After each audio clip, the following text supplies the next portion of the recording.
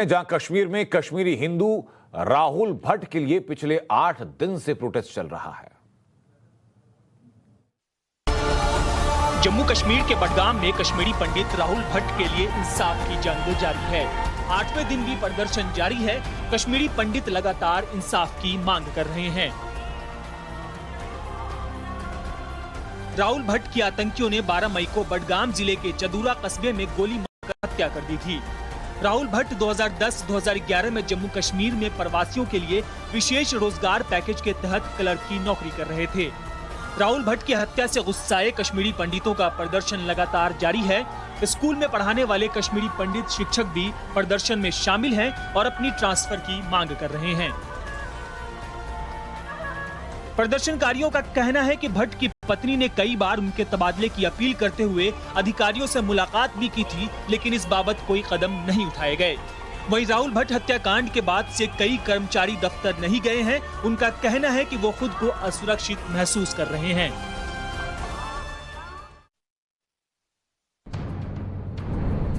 राहुल भट्ट हत्या मामले में अब तक एक आतंकी की गिरफ्तारी हुई है, दूसरी की तलाश जारी है।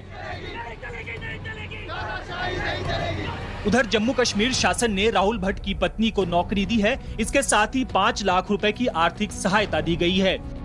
जम्मू के डिविजनल कमिश्नर ने राहुल भट्ट के परिवार को नियुक्ति पत्र और वित्तीय सहायता सौंपी। सरकार का कहना है कि उनके परिवार के साथ वो खड़ी है। वहीं हर हाल में जम्मू कश्मीर में कश्मीरी पंडितों को सुरक्षा मुहैया कराई जाएगी। हनुमान चालीसा विवाद मामले में जेल जाने वाले राणा दंपति की शिवसेना नेता संजय राउत के साथ मुलाकात की तस्वीर सामने आई है। सवाल है कि हनुमान चालीसा विवाद में एक दूसरे पर जमकर हमला बोलने वाले दंपति और शिवसेना के बीच क्या सुलह हो गई है। दरअसल लेह में नवनीत राणा उनके पति रवि की संजय राउत से मुलाकात हुई है। रवि और राउत की अलग से मुलाकात होने की भी खबर है। दरअसल राणा दंपति ने घोषणा की थी कि वो मुख्यमंत्री उद्धव ठाकरे के आवास मातोश्री के बाहर हनुमान चालीसा का पाठ करेंगे।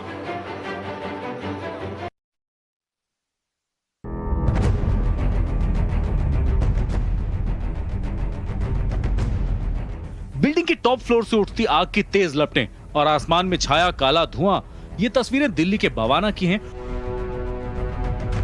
बिल्डिंग से लपटें उठती दिखी तो नीचे सड़क पर लोगों की भीड़ जमा हो गई। हर कोई जानना चाह रहा था कि आखिर इस बिल्डिंग में आग लगी कैसे। जानकारी के मुताबिक ये आग थिनर की फैक्ट्री में लगी। घटना की सूचना फायर ब्रिगेड को दी गई। 17 दमकल की गाड़ियां मौके पर पहुंची और आग बुझाने के काम में जुट गई। सूचना मिलने के बाद प्रशासन भी मौके पर पहुंच गया। जहां ये आग लगी है उसके आसपास के इलाके को खाली करा लिया गया है। फिलहाल आग के कारणों का खुलासा नहीं हुआ।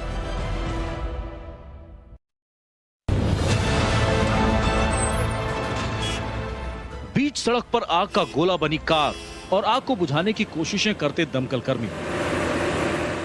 ये तस्वीरें दिल्ली के पास गुरुग्राम से आई हैं। कार सवार लोगों ने जैसे ही कार से धुआं उठता देखा तो उन्होंने कार को रोकने की कोशिश की। इसी बीच संतुलन बिगड़ने के कारण कार डिवाइडर से जा टकराई। इस टक्कर में कार सवार 5 लोग घायल हो गए। बताया जा रहा है कि आसपास के लोगों ने फायर ब्रिगेड को इसकी सूचना दी, लेकिन जब तक फायर ब्रिगेड मौके पर पहुंचती कार जलकर खाक हो चुकी थी। अभी कार में आग लगने के कारणों का पता नहीं चला, लेकिन जिस तरह का यह हादसा रहा उस बीच एक बड़ी घटना हो सकती थी। हादसे में घायल हुए 5 लोगों को अस्पताल में भर्ती कराया गया है।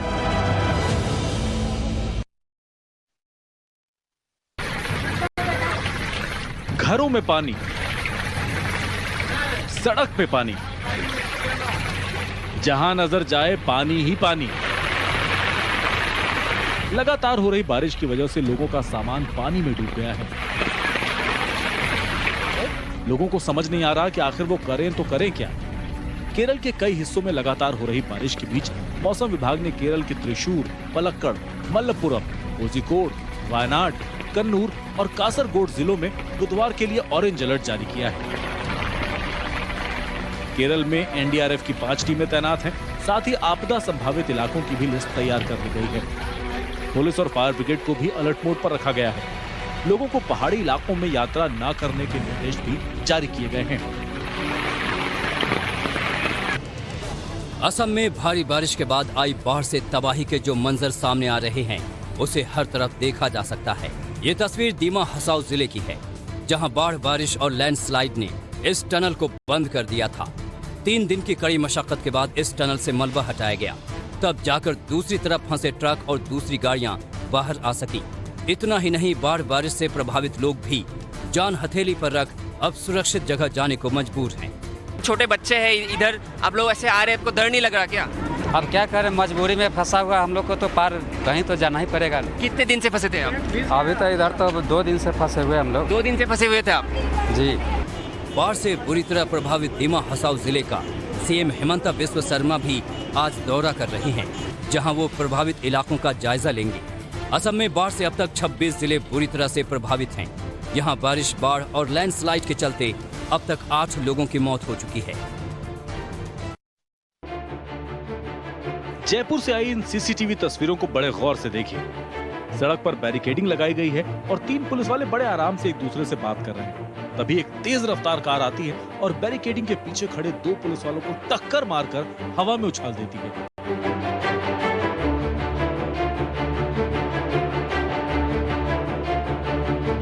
एक बार फिर देखिए कैसे अचानक से ये तेज रफ्तार कार आई और बैरिकेड के पीछे खड़े पुलिस वालों को उड़ा दिया।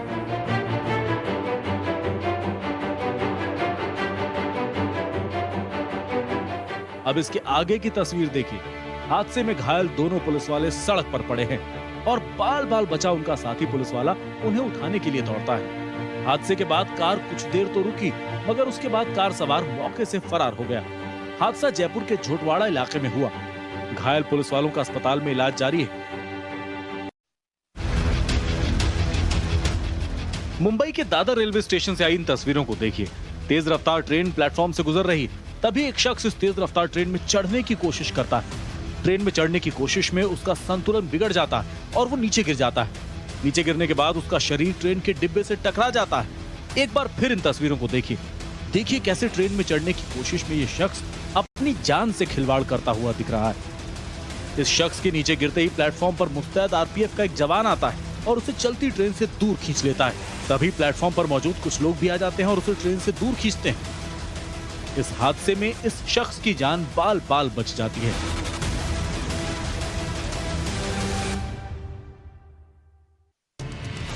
महाराष्ट्र के पुणे से दर्दनाक सड़क हादसे का सीसीटीवी फुटेज सामने आया है। रोंगटे खड़े कर देने वाले इस वीडियो में दिखता है कि कैसे 15 सेकंड में एक बुजुर्ग की जान चली गई। घटना पुणे के बारामती इलाके की है। वीडियो में देखा जा सकता है कि एक बुजुर्ग रोड क्रॉस करने की कोशिश करता है, लेकिन ये न पता था कि अगले ही पल मौत दस्तक देने वाली है। आराम से चलते हुए जैसे ही बुजुर्ग सड़क के बीच में पहुंचा, एक तेज रफ्तार बाइक ने सामने से टक्कर मार दी।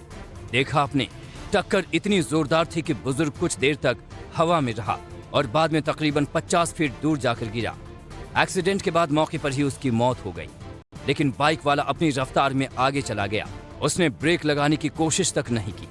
जैसे ही बुजुर्ग हाईवे के किनारे गिरा, आसपास के लोग रोड की तरफ देखने लगे।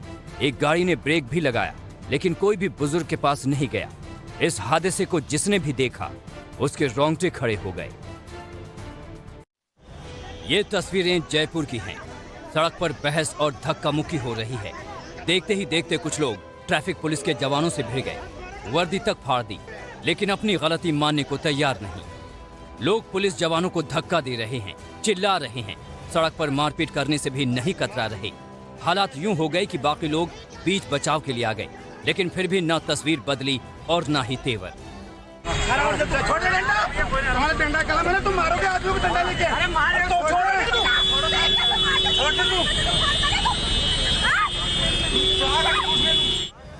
दरअसल झड़प की शुरुआत ट्रैफिक सिग्नल तोड़ने से हुई। कार के ड्राइवर ने रेड लाइट जंप किया और जब ट्रैफिक पुलिस ने रोकने की कोशिश की तो उसने कार आगे बढ़ा दी।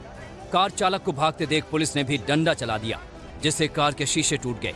फिर क्या था, कार चालक वहीं अड़ गया और ट्रैफिक पुलिस से भिड़ गया। आखिर में पुलिस की टीम एक्शन में आई और 7 लोगों को गिरफ्तार कर लिया।